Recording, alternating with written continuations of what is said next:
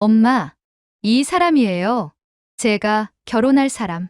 요한은 물을 들이키다 사례가 걸릴 뻔했습니다.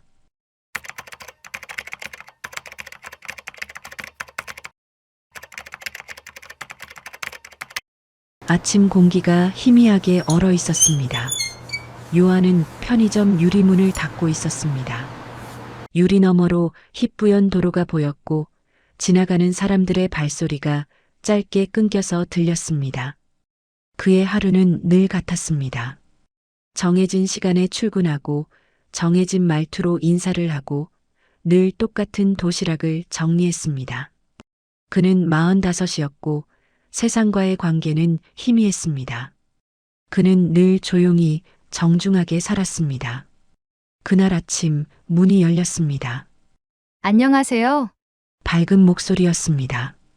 요한은 고개를 들었습니다. 햇빛이 유리문으로 들어와 한 여자의 얼굴을 반쯤 비쳤습니다. 검은 코트, 단정한 목도리, 긴 머리. 눈빛은 가볍게 웃고 있었지만 뭔가 어색함이 있었습니다. 충전기 어디 있어요? 오른쪽 선반 아래쪽입니다. 감사합니다. 그녀는 짧게 미소 지었습니다. 요한은 그 웃음이 낯설게 느껴졌습니다. 그녀는 돌아서며 거울처럼 반짝이는 유리문에 비친 자신의 모습을 한번 확인했습니다. 그 눈빛은 자신을 보는 것이 아니라 누군가에게 보여질 것을 점검하는 눈빛이었습니다. 며칠 뒤 그녀는 다시 편의점을 찾았습니다. 약간 저녁 무렵이라 편의점이 한산할 시간대였습니다. 또 오셨네요. 요한이 조심스레 인사했습니다. 네, 이 동네에 익숙해지려고요. 그녀는 미소 지으며 음료수를 계산대에 올려놨습니다. 이름표를 슬쩍 보더니 말했습니다. 요한이라 이름이 멋있네요. 요한은 잠시 멈췄다가 대답했습니다. 감사합니다. 그녀의 시선이 잠시 그를 스쳤습니다. 짧았지만 의도적인 시선이었습니다. 그녀의 이름은 채원이라고 했습니다. 23살 대학 졸업반이라고 했습니다. 그녀의 목소리는 부드러웠고 말끝은 명확했습니다. 요한은 그녀가 왜 자신같이 볼품없는 노총각에게 친근하게 대하는지 이해가 되지 않았습니다. 그녀는 가끔 계산대 옆에 서서 아무 말 없이 그를 바라보았습니다. 그리고 가볍게 웃었습니다. 그러나 그 웃음은 호감이라기보다 뭔가 의도가 있는 것처럼 느껴졌습니다. 그녀는 가끔 편의점 안에서 전화를 받기도 했습니다. 그럴 때면 목소리가 조금 낮아졌습니다. 아빠, 나 지금 바빠. 아니, 그냥 친구 만나? 요한은 그 대화를 들은 척하지 않았습니다. 하지만 그녀가 전화를 끊을 때면 어색한 침묵이 흘렀습니다. 그럴 때 슬쩍 보면 그녀의 눈동자에 희미한 분노가 보였습니다. 그날 밤에는 채원이 요한에게 커피를 내밀었습니다. 이거 드세요. 아닙니다. 괜찮습니다. 받아주세요. 그냥 고마워서요. 요한은 머뭇거리다 커피를 받았습니다. 따뜻한 커피 향이 입안 가득 퍼졌습니다. 그녀는 유리문 밖을 바라보며 말했습니다.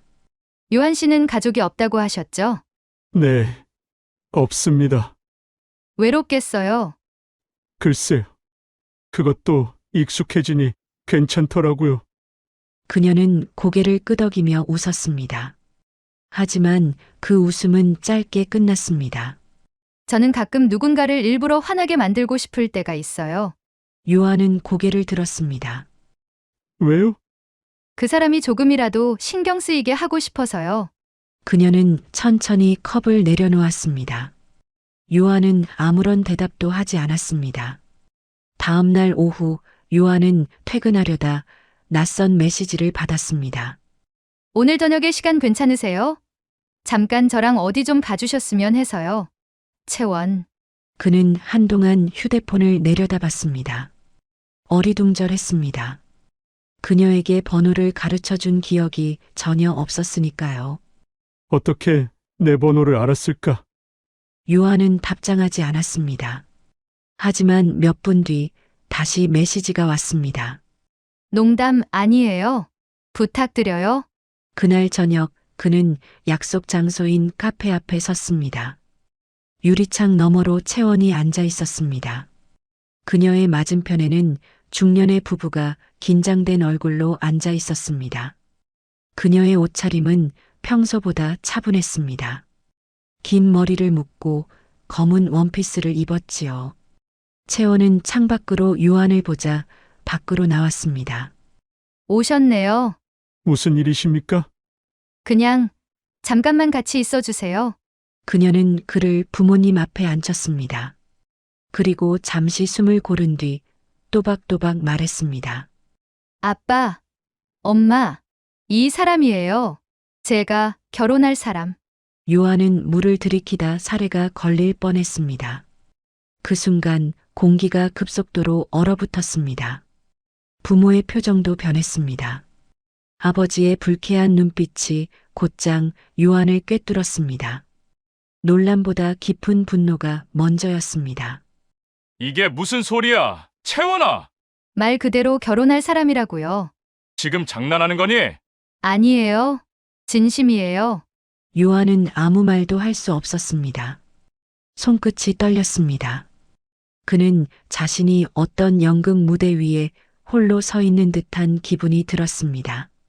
그러나 불행하게도 그 연극의 대본을 오직 그녀만 알고 있는 듯 했지만요. 그녀의 시선이 잠시 벌개진 아버지의 얼굴을 향했습니다. 그때였습니다.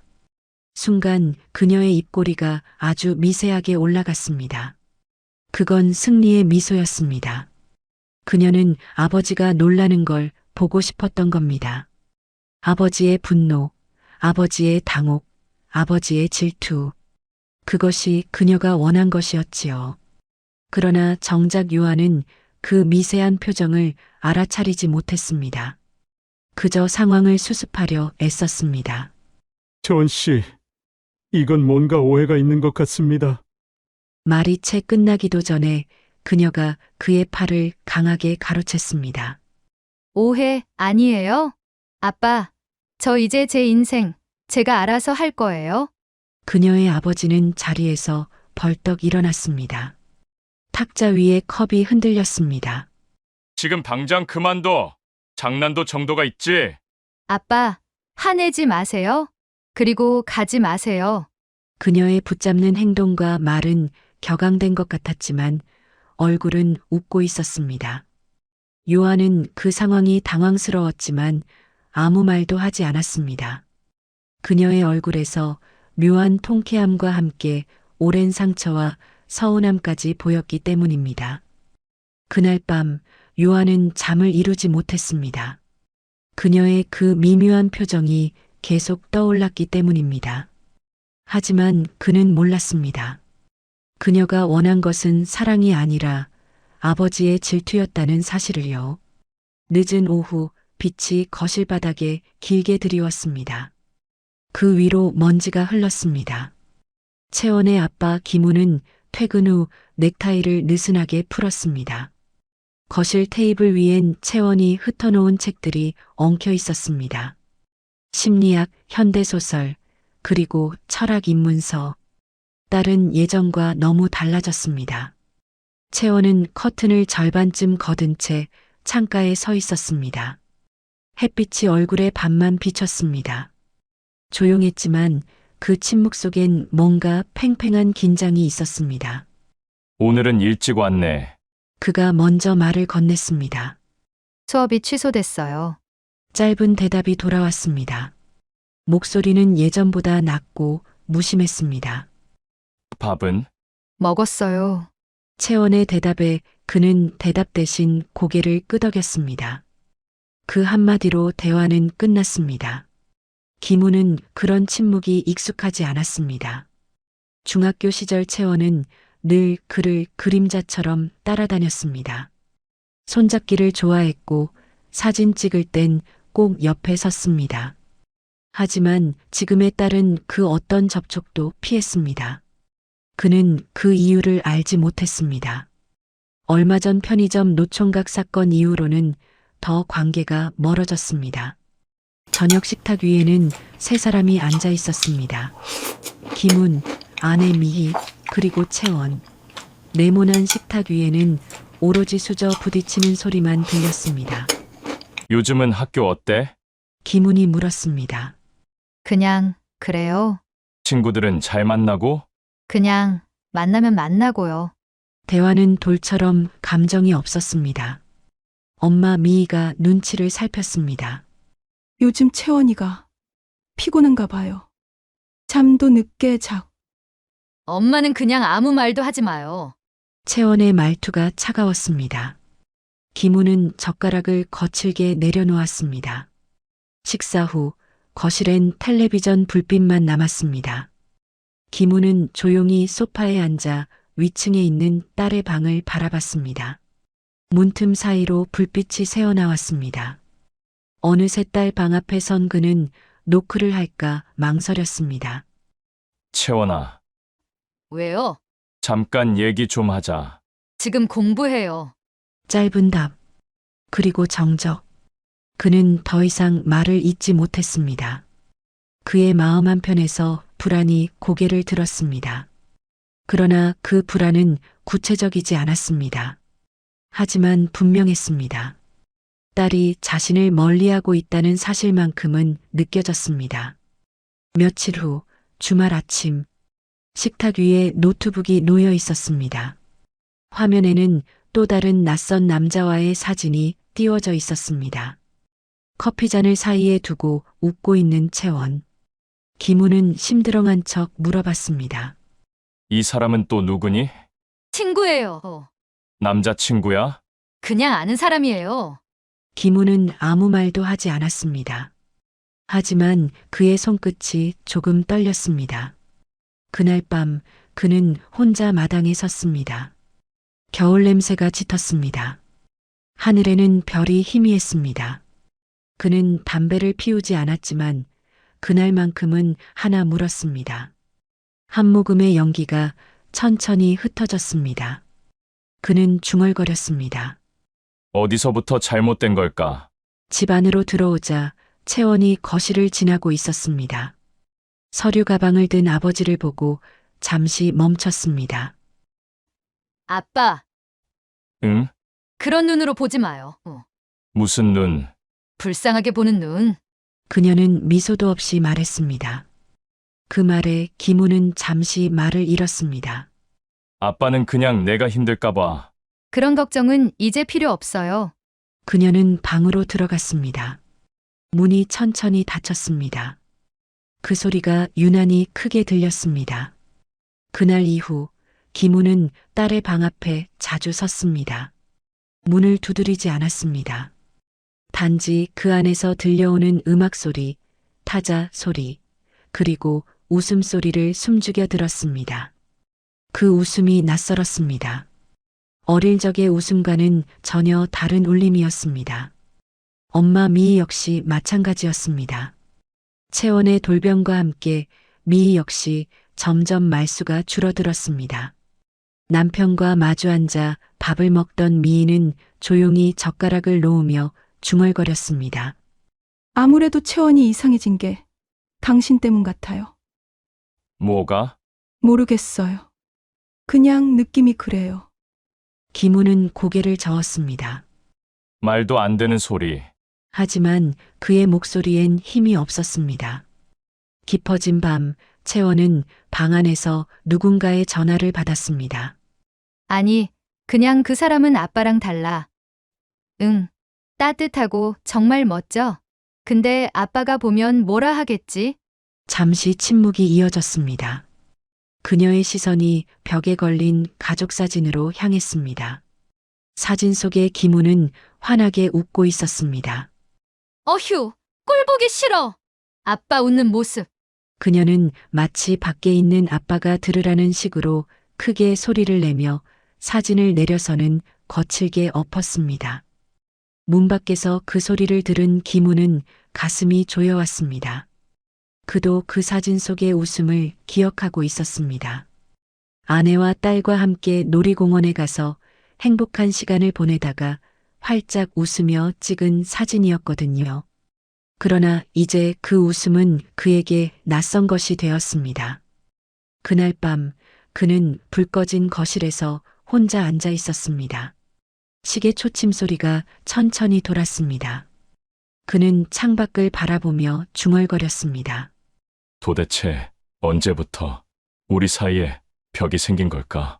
밖에서는 눈이 내리고 있었습니다. 차가운 창문에 하얀 입김이 번졌습니다. 그는 그 위에 손가락으로 채원이라는 이름을 적었다가 천천히 지웠습니다. 그의 손끝이 잠시 멈췄습니다. 그 순간 어딘가에서 무언가 부서지는 소리가 아주 희미하게 들려왔습니다. 그것이 액자였는지 혹은 그의 마음이었는지는 알 수 없었습니다. 이른 아침 잿빛 하늘 아래 김우는 출근 준비를 마쳤습니다. 집 앞 주차장에 내려가 차문을 여는데 눈 아래쪽으로 뭔가 낯선 풍경이 펼쳐졌습니다. 운전석 쪽 타이어 하나가 완전히 가라앉아 있었던 것입니다. 무릎을 굽혀 살펴보니 타이어 바닥 쪽으로 한 뼘 정도 되는 송곳이 박혀서 매달려 있었습니다. 자세히 보니 손잡이 부분에 보란 듯이 분홍색 매니큐어 자국이 묻어 있었습니다. 그는 한참을 바라보다가 고개를 천천히 들었습니다. 2층 채원의 방 창가에 채원이 서 있었습니다. 커튼이 절반쯤 열려 있었고 그녀의 시선은 아버지를 향하고 있었습니다. 표정은 없었지만 미묘한 미소가 그녀의 입가에 걸려 있었습니다. 김우는 아무 말 없이 송곳을 강하게 쥐었습니다. 그의 손끝이 하얗게 변했습니다. 그는 아무에게도 말하지 않았습니다. 수리점에 연락해 타이어를 교체하고는 묵묵히 출근했습니다. 그러나 하루 종일 송곳에 묻은 분홍색 흔적이 머릿속을 떠나지 않았습니다. 저녁이 되었습니다. 식탁에는 조용한 불빛이 드리워져 있었습니다. 된장찌개 김이 천천히 피어올랐습니다. 미희가 먼저 물었습니다. 오늘 회사는 왜 늦었어요? 차에 좀 문제가 생겨서 무슨 문제요? 타이어가 터졌어. 네? 어떻게 그런 일이? 그는 대답하지 않았습니다. 대신 맞은편에 앉은 채원을 바라봤습니다. 그녀는 묵묵히 밥을 떠먹고 있었습니다. 그러다 눈을 들어 아버지를 보았습니다. 눈빛은 고요했지만 묘하게 도발적이었습니다. 다행이네요, 아빠. 출발하기 전에 발견해서. 응, 그렇지. 요즘은 뭐든 갑자기 터질 수 있잖아요. 그녀의 말에 김운의 젓가락이 잠시 멈췄습니다. 짧은 침묵이 이어졌고 그녀는 웃지 않았습니다. 그저 고개를 숙여 다시 밥을 먹었습니다. 식사가 끝나고 조용한 거실엔 텔레비전 불빛만 깜빡였습니다. 김우는 그 불빛 아래서 생각에 잠겼습니다. 분홍 매니큐어, 창가의 시선, 그리고 그 말투. 모든 게 하나로 이어졌습니다. 확신이 생겼습니다. 딸이 펑크를 냈다는 것을. 하지만 그는 왜인지 화를 내지 못했습니다. 그저 마음이 무겁게 내려앉을 뿐이었습니다. 며칠 뒤 친척들과 가족 모임을 가지게 되었습니다. 식당 안은 온통 웃음과 술잔 소리로 가득했습니다. 오랜만에 채원이의 사촌들도 모여 이야기꽃을 피웠습니다. 그 한가운데서 채원은 묘하게 고립된 분위기를 풍겼습니다. 그녀는 말이 적었고 표정은 무표정했습니다. 그러다 삼촌이 물었습니다. 채원아, 너 이뻐진 것 같다. 남자친구 생겼니? 그녀는 숟가락을 탁 내려놓으며 말했습니다. 왜? 나는 그럼 안 돼요? 아니, 넌 뭘 그렇게 정색을 하니? 그럼 왜 물어요? 떠들썩하던 자리의 공기가 순간 얼어붙었습니다. 미희가 서둘러 웃으며 분위기를 돌렸습니다. 우리 채원이가 요즘 공부하느라 예민하네요. 이해해 주세요. 그러나 채원은 엄마의 사과에도 미안한 내색 하나 하지 않았습니다. 대신 맞은편에 앉은 아버지를 똑바로 바라봤습니다. 그 시선이 날카로웠습니다. 아빠는요? 아빠는 내가 남자친구 사귀는 거 싫어요? 순간 김훈의 숟가락을 잡은 손이 멈췄습니다. 그건 내 자유지. 근데 왜 그런 얼굴이에요? 무슨 얼굴? 싫다고 말 못하는 얼굴. 그녀는 짧게 웃고는 곧장 무표정해졌습니다. 대화가 끊기자 사람들의 시선이 잠시 모였다가 흩어졌습니다. 모임이 끝나고 집으로 돌아오는 길. 채원이는 잠이 들었고 차 안엔 부릉거리는 엔진 소리만 들려왔습니다. 미희가 조용히 속삭이듯 말을 꺼냈습니다. 갈수록 채원이가 심해지는 것 같아요. 그냥 피곤해서 그럴 거야. 아니요. 그건 단순한 피곤이 아니었어요. 그 눈, 그녀는 말을 멈추었습니다. 아까 당신에게만 묘하게 공격적이었어요. 마치 그만합시다. 김우는 마치 뭔가를 들키기라도 한 것처럼 서둘러 미희의 말을 막았습니다. 표정 또한 불안했습니다. 그는 창밖을 바라보며 한숨을 내쉬었습니다. 집에 도착했을 때 채원은 일어나 있었고 먼저 차에서 내렸습니다. 집에 들어가더니 현관 비밀번호를 새로 입력했습니다. 삐삐삐삐. 익숙한 전자음이 울렸습니다. 미희가 물었습니다. 왜 바꿔? 기분 전환이요. 그런 건 말하고 바꿔야지. 우리 집인데 뭘 말하고 바꿔요? 비번은 아빠 생일이에요. 그녀의 대답은 부드러웠지만 어딘가 불편한 내색이 역력했습니다. 밤이 깊었습니다. 김우는 거실에서 서류를 정리하며 위층을 바라봤습니다. 채원의 방 불빛이 꺼지지 않았습니다. 그는 책을 덮고 자리에서 일어났습니다. 문 앞까지 갔다가 다시 돌아섰던 그는 몸을 돌려 손잡이를 잡았습니다. 손이 떨렸습니다. 그는 차마 문을 열지 못했습니다. 그 시간 미희는 부엌 정수기에서 컵에 물을 따르고 있었습니다. 창밖에는 잔잔한 비가 내리고 있었습니다. 그녀는 거실로 돌아온 남편을 흘끗 보았습니다. 김훈의 얼굴에는 잔뜩 불안한 그림자가 드리워져 있었습니다. 그때 위층에서 조용한 발소리가 들렸습니다. 그 발소리는 천천히 움직이다가 멈췄습니다. 미희는 부엌 쪽에서 고개를 빼서는 위쪽을 바라봤습니다. 가만 보니 채원이가 2층 난간에 서서는 김훈을 바라보고 있었습니다. 어두워서 채원이의 실루엣만 보였지만 그 그림자에서 애틋함이 묻어나고 있었습니다. 미희의 눈빛이 점점 흔들렸습니다. 그녀의 감정은 걱정이 아니라 불길함에 가까웠습니다. 딸이 단순히 반항하는 게 아니라 무언가 정상적이지 않은 의도가 있다는 것을 느꼈기 때문입니다. 그녀는 다시 한번 천천히 중얼거렸습니다. 저 아이, 정말 이상해. 그러나 그녀의 말은 공기 속에 사라졌습니다. 거실의 시계 초침만이 계속 움직이고 있었습니다.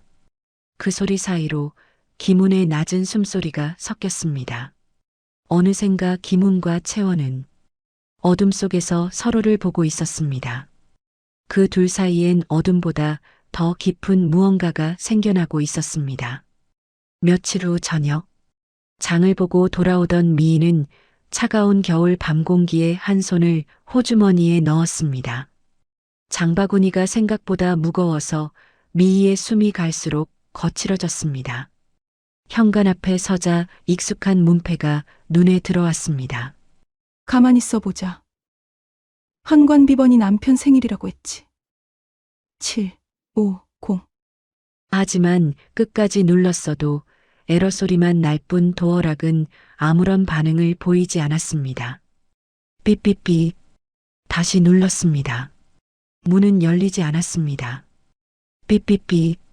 뭐야? 또 고장인가? 혼잣말을 하며 세 번째 시도를 했지만 결과는 같았습니다. 그제야 마음 한구석이 서늘해졌습니다. 채원이 비밀번호를 또 바꾼 것 같았습니다. 기분 전환이요. 그 말이 머릿속을 스쳤습니다. 미희는 여러 차례 배를 눌렀습니다. 그러나 역시 안에서는 아무런 미동도 없었습니다. 문을 두드려 봅니다. 여보, 채원아, 채원아. 아무리 불러도 미희의 목소리만 메아리처럼 돌아올 뿐이었습니다. 그렇게 미희는 추위에 떨며 현관문 앞에서 한참을 서 있었습니다. 멀리 창문 사이로 부드러운 조명이 새어나왔습니다. 그 불빛이 따뜻해야 했는데 어딘가 차갑고 낯설게 느껴졌습니다. 그녀는 조용히 귀를 기울였습니다. 안쪽에서 희미한 웃음소리가 들려왔습니다.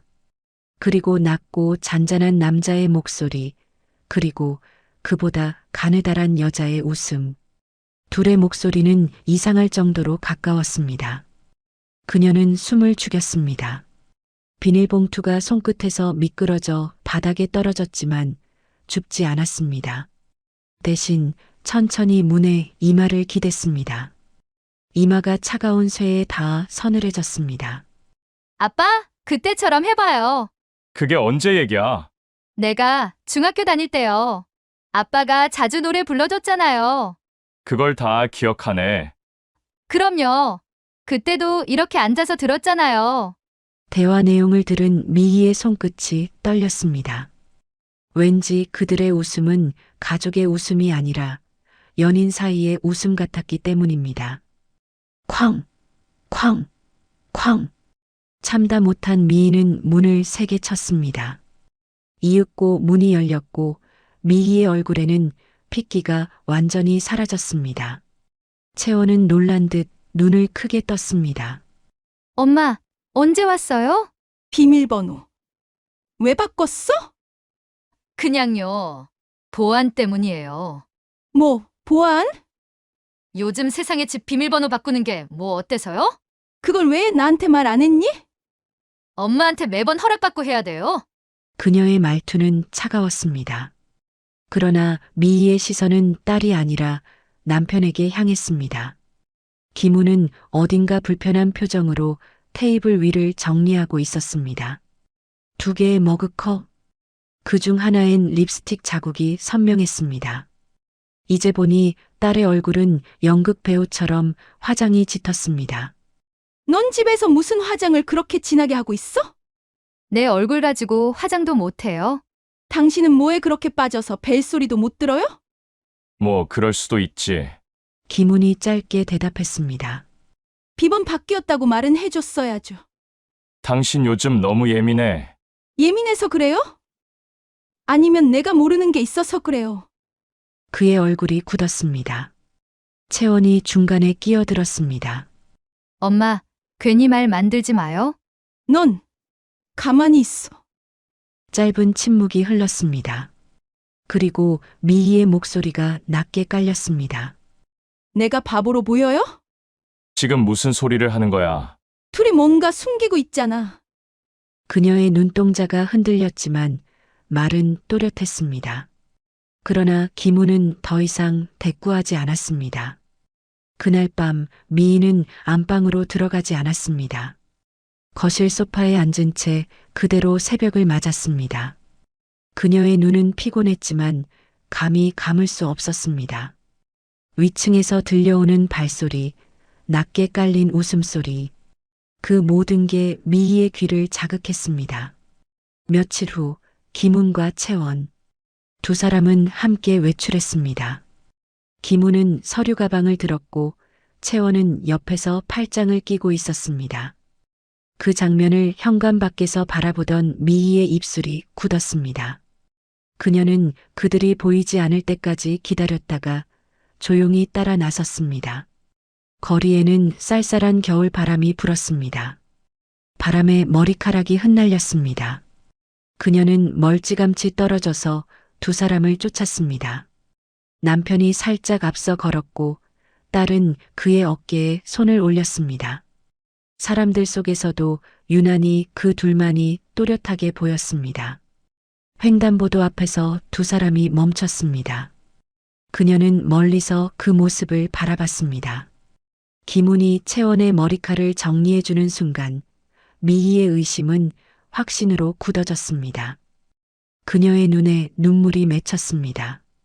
차가운 바람이 불었지만 그 눈물은 금세 마르지 않았습니다.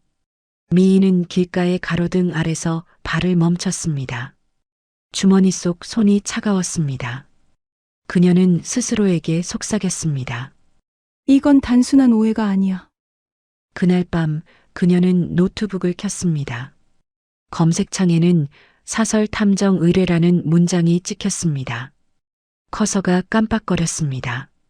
한참을 망설이던 그녀는 결국 이름을 입력했습니다. 의뢰인 김미희, 대상자 김훈, 김채원. 엔터키가 눌리는 순간 그녀의 마음속에서도 마지막 선이 무너졌습니다. 얼마 후 채원이 깨어난 곳은 낯선 병실이었습니다. 창문 틈으로 새어 들어오는 불빛이 희미하게 벽에 닿았습니다. 머리가 어지럽고 몸은 천근만근 같았습니다. 주위를 둘러보았지만 익숙한 집이 아니었습니다. 침대 맞은편에는 흰색 가운을 입은 여자가 앉아 있었습니다. 채원아, 괜찮니? 그 목소리에 채원은 몸을 움찔했습니다. 익숙하지만 동시에 낯선 감정이 스며들었습니다. 그 목소리의 주인공은 바로 엄마 미희였습니다. 채원은 손바닥으로 이마를 짚으며 떨리는 목소리로 물었습니다. 엄마가 여기 왜? 미희는 딸의 손을 잡으려 했지만 채원은 화들짝 손을 빼며 물러섰습니다. 엄마가 왜 여기에? 그녀의 눈빛은 두려움으로 가득 찼습니다. 기억이 희미하지만 분명 어젯밤 채원은 낯선 남자들에게 잡혀서 눈이 가려진 채 어디론가 끌려갔었기 때문입니다. 그리고 사실 채원은 며칠 전 집으로 돌아오던 길에 엄마가 수상한 남자들과 속닥거리는 것도 보았습니다. 이건 엄마의 짓이 분명했습니다. 채원이의 생각을 아는지 모르는지 미희는 조용히 침대 옆 의자에 앉았습니다. 숨을 고르며 천천히 말했습니다. 길에서 쓰러졌다며. 아직 어지럽지. 무슨 소리야, 엄마? 나 납치 당했었어요. 얘는 21세기 대한민국에서 무슨 납치를 당해. 정말이래도 낯선 남자들이 내 코에 뭔가를 대자 정신을 잃었었어. 네가 영화를 너무 많이 봤나 보다. 그러나 사실이었습니다. 그 납치는 미희가 의뢰한 것이었습니다. 미희의 마음속에는 분노가 차올랐었습니다. 아버지와 딸이 나누는 다정함을 현관 너머에서 목격한 뒤 그녀의 분노의 불길은 폭발 직전까지 달궈진 상태였습니다. 딸의 손길 하나, 웃음소리 하나에도 그녀의 심장은 요동쳤습니다. 이건 절대로 오해가 아니야. 그녀의 믿음이 이제는 확신으로 굳어졌습니다. 병실 침대에 걸쳐 앉은 채원의 눈을 들여다보며 미희가 나지막히 물어봅니다. 채원아, 물어볼 게 있어. 뭐르려? 너 아빠랑 그랬지? 놀란 채원은 몸을 뒤로 젖히며 침대 모서리를 붙잡았습니다. 엄마. 그게 무슨... 채원은 말을 잇지 못했습니다. 미희의 시선은 차갑게 굳어 있었습니다. 딸에게 느껴지는 배신감이 미희의 정신을 휘감았고 그녀의 마음에 남은 감정이라고는 오로지 증오밖에 없었습니다. 납치도 채원의 자백을 받아내기 위한 것이었지만 처벌이 두려웠던 미희는 의식을 잃은 채원을 병원으로 데려온 것이었습니다. 다 알고 있어. 내가 한 짓을. 엄마, 무슨 소리야? 채원의 몸이 또 한 번 움찔했습니다. 미희는 한 발 다가서며 낮지만 날카로운 목소리로 이어갔습니다. 내가 얼마나 나를 속였는지, 아빠를 어떻게 몰래 이용했는지 다 알아. 채원은 침대에 머리를 파묻고 떨었습니다. 손끝이 땀으로 젖었고 심장이 요동쳤습니다. 엄마의 눈빛이 따뜻함이 아닌 섬뜩한 분노로 가득 차 있었기 때문입니다. 이제 둘 사이에는 신뢰라는 다리가 존재하지 않았습니다. 채원은 아니라고 수도 없이 소리쳤지만 미희는 믿지 않았습니다. 지극한 분노와 증오심 속에서 미희는 남편과 딸의 관계를 굳게 확신했기 때문입니다. 그 확신이 그녀를 이런 극단적인 행동을 하도록 내몬 것이었습니다. 그 밤 이후 모녀의 관계는 완전히 뒤틀렸고 어느 누구도 되돌릴 수 없는 지경에 다다르게 되었습니다. 채원은 속으로 중얼거렸습니다. 엄마가 미쳤나 봐. 미희는 병원을 나서며 속으로 다짐했습니다. 저 둘을 더 이상 같이 있게 해서는 안 돼. 절대로. 그러나 그 다짐이 곧 파국의 서막이 될 줄 아무도 알지 못했습니다. 얼마 후 채원이는 퇴원해서 집으로 돌아왔습니다. 모처럼 햇빛이 좋던 어느 날 한동안 말이 없던 엄마 미희가 평소와 달리 다정한 얼굴로 채원에게 다가섰습니다. 딸, 오랜만에 우리 둘이 드라이브도 하고 멋진 카페도 가볼까? 채원은 의심과 경계심 가득한 표정으로 잠시 멈칫했습니다. 그러나 이내 엄마가 이전처럼 다정하고 따뜻한 태도로 돌아온 것을 보며 마음이 풀렸습니다. 그래서 고개를 끄덕이며 말했습니다. 그래, 엄마. 나도 마침 답답했어. 같이 가. 차 안은 조용했습니다. 채원은 창밖을 바라보며 왠지 모를 불안감을 잡아보려 애를 썼습니다. 그러나 엄마의 즐거워 보이는 얼굴과 계속되는 푸릇푸릇한 풍경에 긴장이 풀리기 시작했습니다. 그렇게 한결 기분이 나아진 채원은 엄마 차에 블루투스로 연결해서는 음악을 틀었습니다. 그러자 미희 역시 운전대 너머로 미소를 지으며 마치 오랜만에 평화로운 오후를 즐기는 듯 했습니다. 이렇게 오랜만에 둘만 있으니 참 좋다. 채원아. 채원이 고개를 끄덕이며 웃었습니다. 그러나 점점 차는 카페가 있음직한 곳이 아닌 이상한 곳으로 달리기 시작했습니다. 그렇게 미희의 차는 미끄러지듯이 인천공항으로 진입하였습니다. 공항을 본 채원의 시선은 흔들렸습니다. 엄마, 여기는 공항이잖아요. 엄마의 의도를 눈치챈 채원은 급히 핸드폰을 꺼내 아빠에게 메시지를 보냈습니다. 손이 떨렸고 눈은 불안으로 빛났습니다. 아빠, 나 엄마가 공항으로 데리고 왔어. 얼른 도와줘요. 그렇게 채원이 문자를 보내는 순간 미희는 차를 공항 출국장 앞에 급정거시켰습니다. 그리고는 차에서 내려서 채원의 손목을 잡아채고는 끌어내리려고 하였습니다. 그러면서 단호하게 말했습니다. 채원아. 오늘 우리는 특별한 여행을 하게 될 거야. 나랑 같이 미국으로 가자. 채원아. 그러나 채원은 필사적으로 엄마의 손을 뿌리치며 발버둥쳤습니다. 싫어! 안 가! 절대 안 가! 차 문을 붙잡고 몸을 뒤로 젖혔지만 미희는 채원의 멱살을 잡으며 강하게 잡아당겼습니다. 바로 그때였습니다. 어디서 나타났는지 미희의 뒤편에서 흥신소 직원들까지 달려와서는 함께 채원의 손과 발을 잡았습니다. 미희가 소리쳤습니다. 걱정 마, 채원아. 내가 함께 갈 거야. 미국까지 데려다 줄 테니 빨리 나와.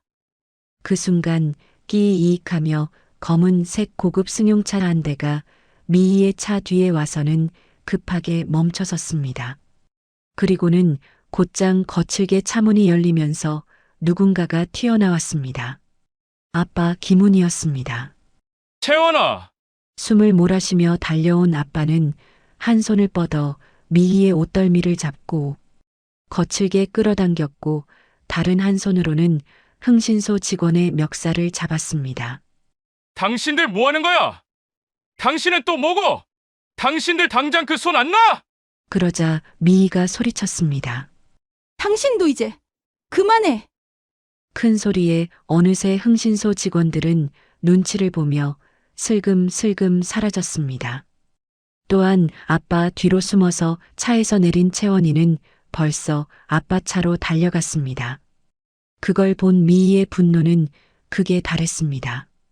더 악에 받쳐서 채원이에게 달려들려고 하였고, 김훈 역시 사생결단을 한 군인처럼 무서운 얼굴로 막아섰습니다. 미희가 미친 사람처럼 김훈의 가슴팍을 주먹으로 치자 김훈이 험한 말을 뱉어내기 시작했습니다. 그렇게 서로를 향한 악하고 독한 말들이 공항도로 한복판에 무섭게 쏟아졌습니다. 주변 사람들이 그 광경을 보며 매우 불쾌한 표정을 지었지만 그들은 아랑곳하지 않았습니다. 야, 이 미친 여편네야! 이제 끝났어! 끝이라고! 김훈은 씩씩거리며 아내에게 저주를 퍼부었고 벌겋게 상기된 표정으로 채원이를 데리고 집으로 돌아왔습니다. 그러나 김훈과 미희는 집에서도 또다시 목에 핏대를 세우며 격한 말다툼을 하였고 그 길고 거친 싸움 끝에 김훈은 마침내 미희를 집에서 쫓아내버렸습니다. 미희가 나가자 김훈은 채원이를 꼭 안아주었습니다. 채원아, 이제 다 괜찮아. 얼마나 무서웠니? 채원은 작게 고개를 끄덕이며 아빠 품에 조용히 안겨 있었습니다. 잠시 후 둘은 마음을 진정시키기 위해 따뜻한 차를 마시면서 도란도란 이야기를 나누었습니다.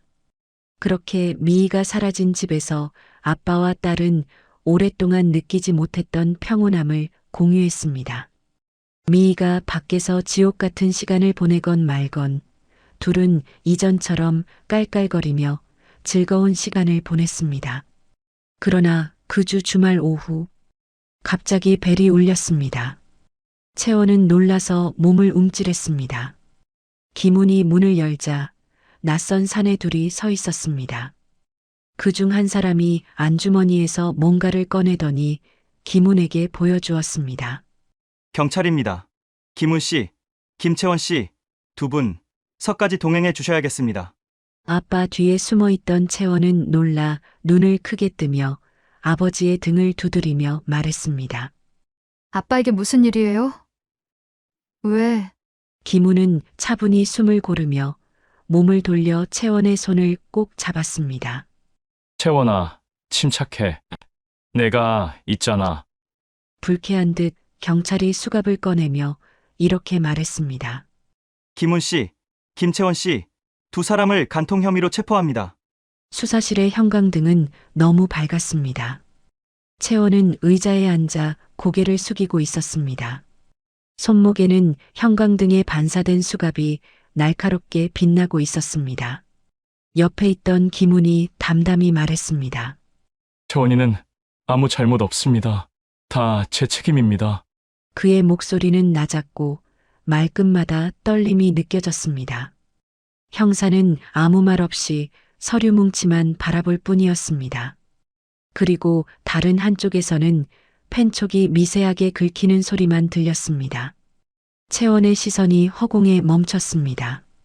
김훈을 처음 보았던 때가 떠올랐기 때문입니다. 그날은 봄비가 내리던 오후였습니다.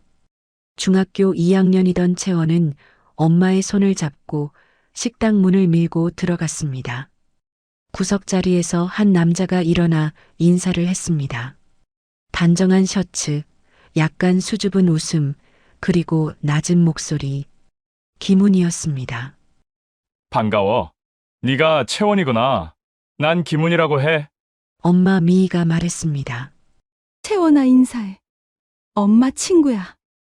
그날 이후로 그는 종종 집에 들렀습니다. 함께 저녁을 먹고 고장난 세탁기를 고쳐주고 시험 전날에는 따뜻한 코코아도 끓여주었습니다. 채원은 처음에 그의 존재가 많이 낯설게 느껴졌지만 이상하게도 갈수록 그가 좋아졌습니다. 몇 달 후 미희는 김훈과 재혼을 했습니다. 예식은 조촐했고 20명도 안 되는 하객들과 뒤풀이를 했습니다. 그리고 새로이 아빠를 맞이한 날 밤 채원은 방 안에서 김훈의 웃는 소리를 들으며 잠이 들었습니다. 처음으로 안정감이 들었고 마음이 참 따뜻했습니다. 시간은 흘렀습니다. 채원이 고등학교를 졸업하고 대학에 들어갔습니다. 김우는 여전히 성실했고 말수가 적었으며 늘 가족을 챙겼습니다.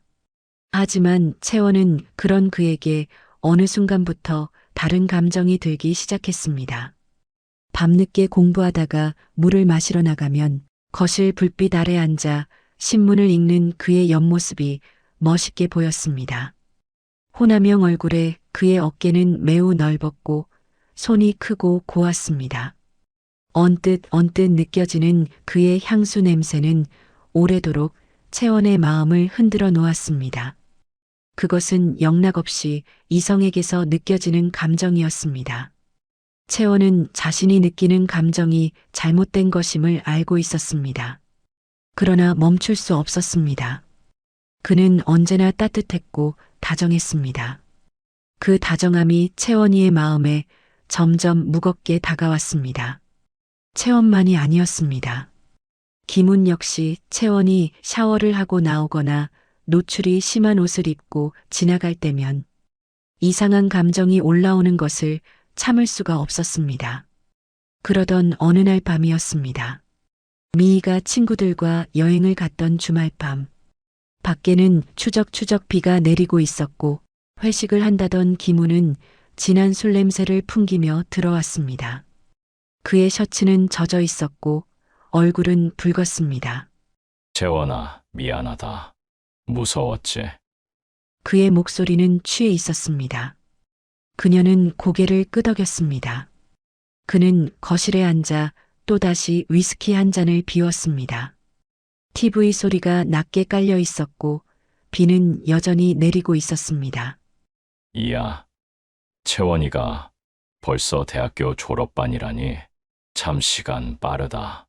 김운이 혀꼬인 소리로 채원을 향해 허허 웃더니 이내 잠이 들었습니다. 그런 김운을 채원은 묘한 눈으로 바라보았습니다. 그녀의 눈동자는 흥분한 듯 젖어 있었고 그녀 주변의 공기가 흔들리기 시작했습니다. 채원은 슬며시 김운의 품을 파고들었고 그의 살을 어루만졌습니다. 순간 정신이 든 김운이 채원의 팔을 잡았고 일어서려 하였습니다. 그러나 취한 김운의 몸이 말을 듣지 않았습니다. 떨리는 목소리로 채원이 속삭였습니다. 아빠, 가지 마세요. 잠깐의 정적이 흘렀고 김우는 잡았던 팔을 놓으며 채원을 힘껏 안았습니다. 그렇게 둘 사이에 넘지 말아야 할 선이 그날 밤 그렇게 무너졌습니다. 그 후로 둘은 닻이 끊어진 배처럼 욕망이라는 강력한 바람이 불어 닥치는 대로 서로의 몸을 탐하기 시작했습니다. 중간에 김운이 채원의 마음을 돌리려 멀리 하였었지만 잠시뿐이었습니다. 질투심을 유발하려는 채원의 이상 행동에 결국 김운이 다시 마음을 열었기 때문입니다. 그날 이후 전 아빠를 미워할 수도, 놓을 수도 없었어요. 수사실로 돌아온 채원이 낮게 말했습니다. 형사는 기록을 멈췄습니다. 김우는 눈을 감았습니다. 그녀는 계속했습니다. 엄마 말이 맞아요. 그건 사랑이 아니라 욕망이었어요. 서로를 향한. 그래서 그날 공항에서 그렇게 안 가려고 버틴 거야? 형사의 질문에 채원은 고개를 들었습니다. 그 눈에는 후회와 안도가 함께 섞여 있었습니다. 네. 맞아요. 저는 또 다시 외롭고 싶지 않았거든요. 김우는 아무 말도 하지 않았습니다. 그의 눈가가 붉어졌습니다. 김운 씨, 마지막으로 하실 말씀 있습니까? 형사가 물었습니다. 그는 천천히 고개를 들었습니다. 사랑이었지만 용서받을 수 없는 사랑이었습니다. 딸은 너무 외로웠어요. 그리고 나도 그 외로움을 덮어주지는 못했습니다. 그는 눈을 감았습니다. 밖에서는 여전히 비가 내리고 있었습니다. 그 비가 마치 과거의 잔향처럼 수사실 유리창에 뿌옇게 스며들었습니다. 조용한 정적 속에서 두 사람의 시선이 마지막으로 마주쳤습니다. 그 눈빛 속에는 죄책보다 더한 슬픔이 들어 있었습니다. 뒤틀린 사랑의 끝은 그렇게 땅에 떨어진 비처럼 흩어지고 있었습니다.